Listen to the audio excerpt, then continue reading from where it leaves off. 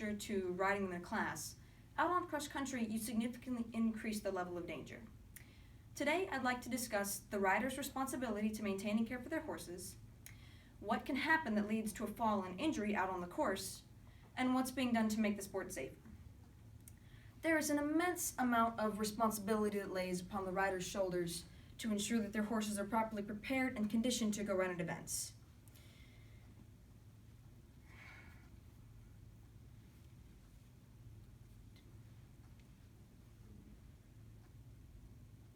A horse can't speak to us, well, not in English, so it is important that we do our best to make sure we take good care of them.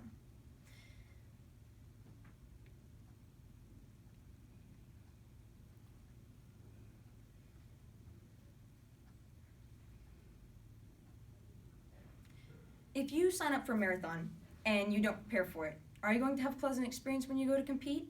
I can tell you that answer right now. No, you will not. If you run and train and get in shape for it, you will have a much better experience when you go to compete. A horse is the same way. We can't expect to just pull them out of the pasture and go run and jump things that are as big as they are.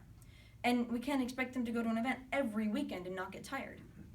As the riders, it is our responsibility to make sure that our horses are ready to go run at events. We need to make sure that when we ask them to do something, it's not beyond their level of expertise or outside of their comfort zone. You wouldn't ask someone who doesn't know addition to go ahead and start multiplication, would you? And you wouldn't send someone who's petrified of the dark into an attic with no light bulb. It's the same with our horses. It's imperative that we don't ask too much of them or overwork them. Ensuring that our horses are prepared to go run at events will help lower the chance of injury at them. There's no point in going to 10 shows, even if you win every single one, if your horse is going to burn out and be laden with problems in the future. A lot of people nowadays get caught up in the thrill of the chase. They get a good horse, establish a rhythm, and have a record of doing quite well at shows. Understandably, it always feels great to bring home the blue ribbon. However, when someone gets on a winning streak, they don't necessarily want it to end, which can lead to them going to more and more shows without giving the horse the rest it needs between them. Running cross country puts a lot of stress on a horse, specifically their legs. They have their weight, which is quite considerable on its own, and then you have to add on the weight of the rider and all of their tack and equipment. After you finish running cross country, you should always walk your horse. This helps to cool them down and prevent soreness. It also aids with reducing the lactic acid buildup in the joints and muscles, which cause muscle fatigue. There are many practices and products that you can use to help decrease the chance of issues in the legs. You can cold hose your horse's legs or submerge them in ice water for 20 minutes, and there are various versions of liniments and poultices that you can apply to help decrease the chance of swelling. Even with all of these preventative measures, there is still no 100% guarantee that nothing will happen to your horse. We still need to give them ample rest and recovery time after each event. Now, obviously, depending on the level of stress put on the horse by the event, the amount of recuperation time needed will vary. But we still need to be conscientious of the fact that our horses are taking care of us out there on course. The least we can do in return is take care of them back at the barn. Some people say that it isn't right of us to ask our horses to jump.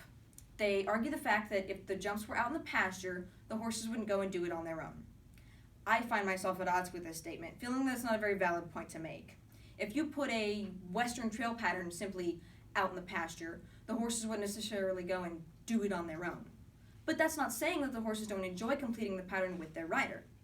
I do agree that cross country has gotten very extreme, to the point where I feel it's become too much.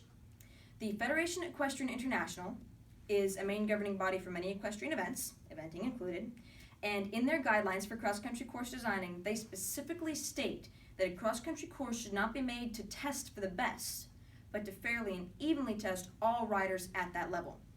Creating courses that could cause horses and riders to break their necks when they go out to run them, to me, definitely leans towards testing for the best.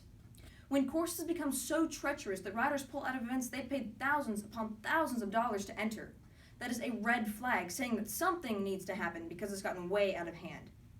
Unfortunately, as long as there are those who will still ride, not much is going to change because it means there is still a crowd out there for that level of danger. I completely understand that moving up through the levels means accepting bigger jumps and more challenges. What I can't understand is why someone would be so willing to risk the lives of themselves and their horses. In 2017, there were 690 events in total for the year, with an average of 2 falls per event. It seems like a pretty small number, right? But that comes out to 1,101 falls for the year.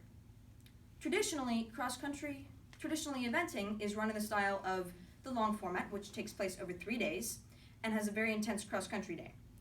Nowadays, many are switching to the short format, which takes place over only 1 day with a less intense cross-country. Of all the events for 2017, around 1/3 were long format and 2/3 were short format. The shorter style event is becoming more popular because, again, as I said, it can be run in 1 day, which fits everyone's schedules better. Unfortunately, while it has been scaled down from a time standpoint, cross-country is still very difficult. Many people don't think about this and often don't take it as seriously.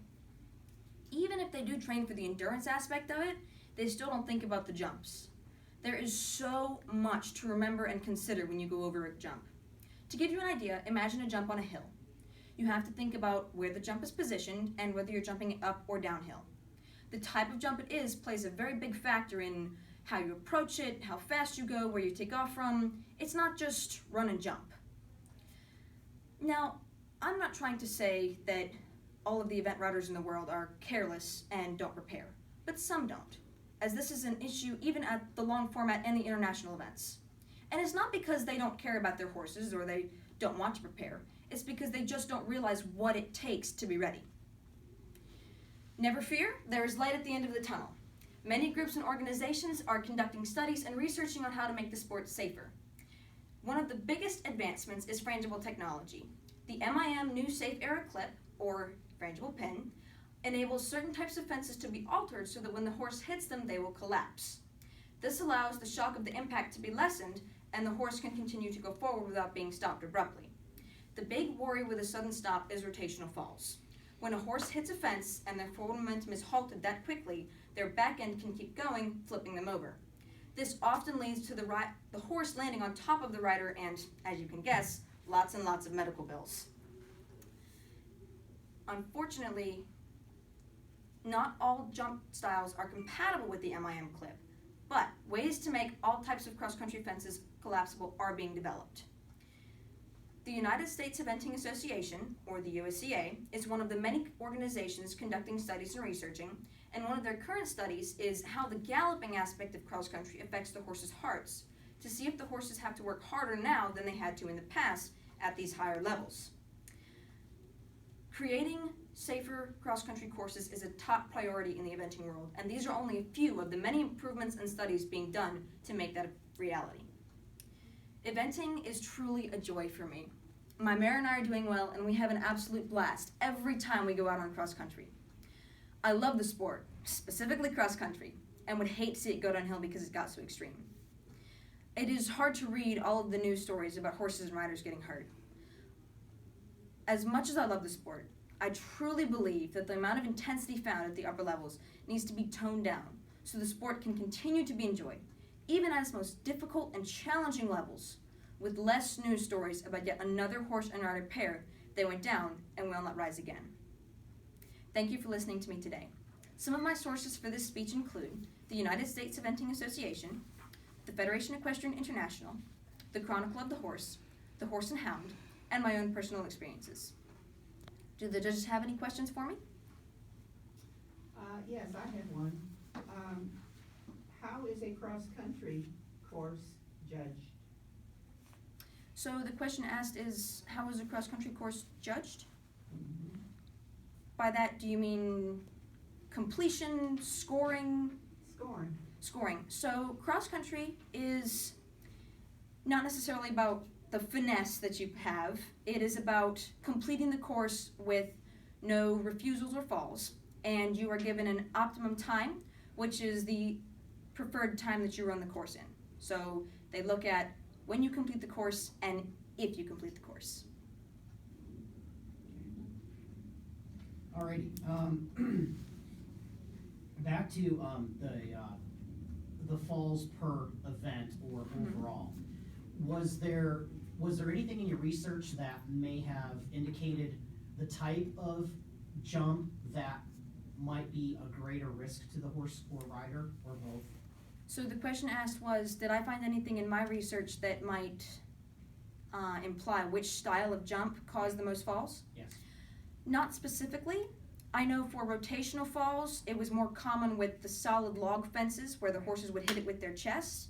But as for that, it really depends on all of the factors of the day and what each individual horse finds the scariest, for lack of a better word. Sure, I get it. I mean, exactly. For, some horses are just not water horses, as an example. And then also too, just out of curiosity, in your research, did you also see anything that was coming out or being developed to increase rider safety as far as increased protection in the vests that are worn, or again, we've got so much technology with the NFL helmets right now, that eventers could, wear a different style of helmet as opposed to what would be more mainstream. So the question asked was, have I found in my research any new technologies that may be implemented or be starting to be implemented? So there's actually quite a bit. As you said, technology is booming off the rails. There have been, I don't know if you know if this is as recent as you're thinking, but the air vests with a CO2 cartridge, so that when you come off of the horse, the pin gets pulled and the vest inflates and you look like the Michelin Man a little bit. Cool. So that it provides that extra, like a pillow, all around your body. And they have, it'll come up around your neck and your tailbone specifically and your back to protect you that much more, because you have to have your basic body protection vest and your helmet, but those are the only 100% required things. Right. But the air vest is something else you can add on. How long has the air vest been around? So the air vest in general has been around for a long time. It started as something for motorcycle riders, but it was recently, I would say in the past few years, been developed more and I won't say come to light, but it's become more popular in the eventing world. Well, as you well know, is with anything, which is why we have helmets, now in dressage, is that it takes our top riders to set the example. Yes. So, and that's unfortunate, but that's life. So, thank you. Thank you.